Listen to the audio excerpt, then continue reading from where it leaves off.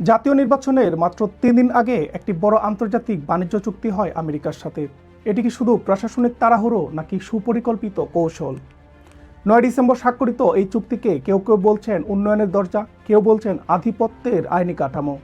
এখন প্রশ্ন হচ্ছে, কেন এমন একটি সিদ্ধান্ত নির্বাচনের প্রাক্কালে চরম গোপনীয়তার মধ্যে নেওয়া হলো?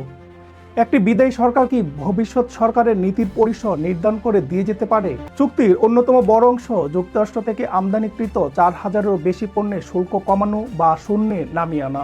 তালিকায় আছে কৃষিজাত পণ্য, খাদ্য, প্রক্রিয়াজাত সামগ্রী, ঔষধ, যন্ত্রপাতি, মাংস, দুগ্ধজাত পণ্য, অর্থাৎ দৈনন্দিন বাজারের মূল খাতগুলো। এর মানে কি দাঁড়ায়?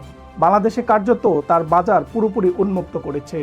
যুক্তরাষ্ট্র কি বাধ্যতামূলকভাবে সমান সুবিধা নিচ্ছে, নাকি সেটি শর্ত সাপেক্ষ এবং তাদের নীতিগত সিদ্ধান্তের উপর নির্ভরশীল?